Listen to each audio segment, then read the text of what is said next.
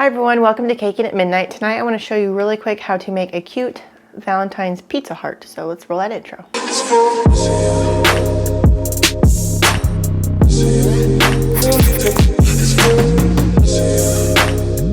As always, don't forget to follow me on Instagram. It's at caking_at_midnight. We are also on TikTok now. If you like the tutorial tonight, don't forget to hit that like button.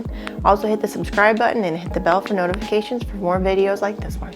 Okay, so Valentine's is right around the corner and we are going to be decorating in a heart-shaped cookie that looks like a pizza. To get started, I have a heart-shaped cookie. This is about a 4-inch cutter, and I have some royal icing that I have in a bag with a 4-inch tip. You can also do this with a tipless piping bag. So to get started, I'm gonna flip my cookie around and then work on my border.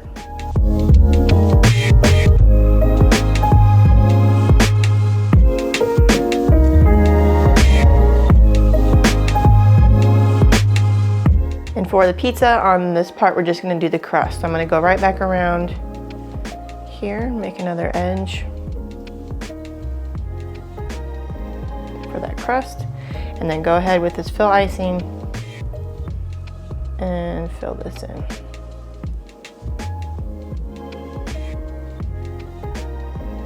If you need to use a scribe tool, you can do that up here on the side where it's fully in there, or if it's not as close to the edge as you'd like it to be, that scribe tool is perfect to bring that closer to the edge for you.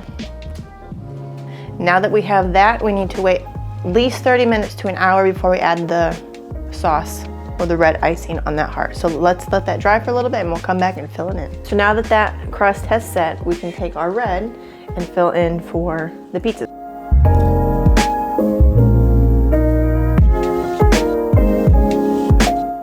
And we'll wait another 30 minutes to an hour for that to set before we can add the cheese on top. So now that that has set for at least 35 minutes or so, we're gonna put the cheese on the top.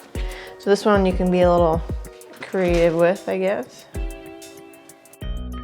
Go ahead and fill that in. Also, I try to make this one just a little bit thinner, just because you are getting quite a few layers here of icing. So I use my scribe tool to kind of spread that out.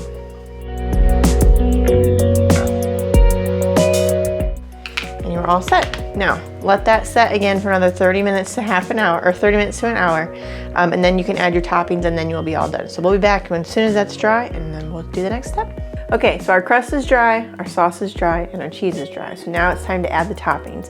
I have pepperoni, olives, and green peppers. Of course, whatever pizza you'd like to make, you can add your own toppings, but those are the 3 we're gonna add tonight. I have these here, so we're just gonna go ahead and add our pepperonis.